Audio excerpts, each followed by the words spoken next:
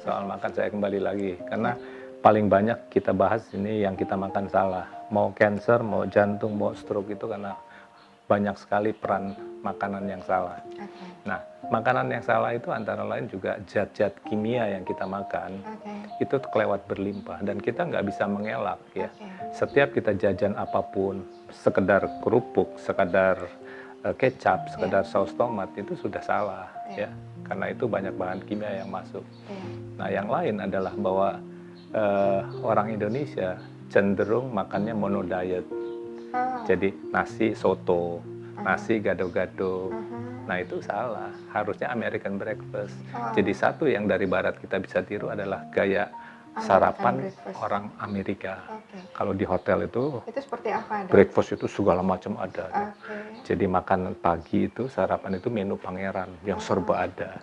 Nah, kebiasaan kita tidak pernah sarapan. Kalaupun sarapan sisa makanan malam atau hanya kerupuk, hanya ceplok telur dan itu kita tidak biasa produktif. mengutamakan justru makan siangnya. Nah, salah. Makan siang boleh sedikit kurang lengkap. Karena ibarat mobil kita mau mengendarai jauh, bensin, minyak, rem, oli harus cukup supaya mobil tidak mogok. Itu makanya barangkali sebabnya orang Indonesia itu kurang produktif, kurang kreatif. Anak-anak sekolah juga menangkap pelajaran kurang baik, tidak sarapan. Dan ini sudah dibuktikan secara ilmiah. Tidak produktif karena tidak diisi sempurna. Lengkap. Makan siang boleh sedikit kurang lengkap. Kurang lengkap. Makan malam seadanya. Kita kan terbalik. Makan malam foya-foya. Iya, kalau ada pesta, ada acara ya dok. Terus pulang kantor, hangout, makan-makan juga. Gitu.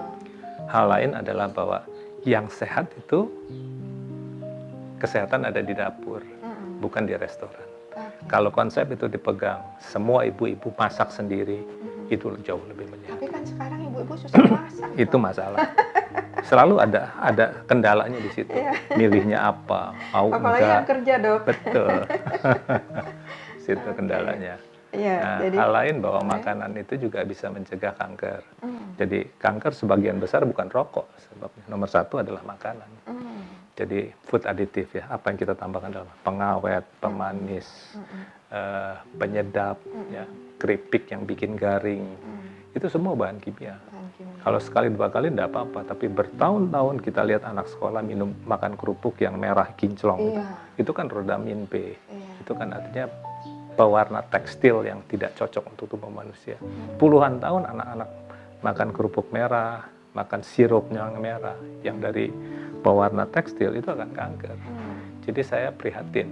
Tapi ya maaf, saya tangannya cuma 2. Saya kasih seminar paling berapa ribu orang, nulis buku paling berapa ratus ribu. Mudah-mudahan banyak yang nonton ini. Nah, saya berharap, jadi terima kasih Ana sudah ajak saya untuk menyebarluaskan karena saya sejak 15 tahun lalu pensiun, saya tidak mau praktek, tapi saya keliling Indonesia untuk menyebarkan ini.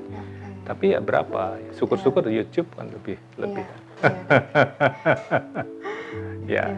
Memprihatinkan benar ya dok. Prihatin. Oke, dari sisi olahraga tadi, kemudian dari aspek makanan, udah. Yang lainnya apa lagi dok? Ya, jadi misalnya ini kanker ya, kanker payudara. Wanita yang punya bibit kanker payudara dan dia makan daging 3-4 kali lipat lebih banyak dari wanita normal, makan lemak juga 3-4 kali lipat dari normal, dan dia tidak bergerak badan, hanya duduk saja, kankernya muncul. Itu artinya apa? Kalau dia tidak makan daging berlebihan, tidak makan lemak berlebihan, dan dia tiap hari aktivitas fisik, kankernya tidak jadi muncul. Nah, itu informasi itu yang saya bilang bahwa sehat itu murah. Orang tidak perlu kanker. Nanti kita bahas satu persatu. Oh, tentu, ya, tentu. Tentang jadi, kanker, tentang jantung, stroke, dan ginjal, dan sebagainya. Itu tadi menyangkut, kalau genetik gimana dok? Ya, jadi peran genetik hanya 10%. Jadi kalau Anda kena kencing manis, kena darah tinggi, karena genetik, tidak perlu risau.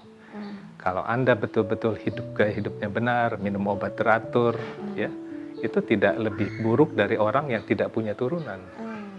Sebaliknya, yang 90% bukan genetik itu, darah tinggi, kencing manis, yang bukan genetik tapi gaya hidup. Kalau dia slebor, itu lebih buruk nasibnya dari yang genetik. Yang genetik nggak bisa ngelak dong. Saya sudah mewarisi itu, saya nggak bisa, sudah terima saja. Karena given sudah, given. Jadi sudah terima. Tapi jangan risau, tapi 90% ini, maka itu BPJS sampai tekor sekian puluh triliun, karena masyarakat Indonesia sudah sakit semua.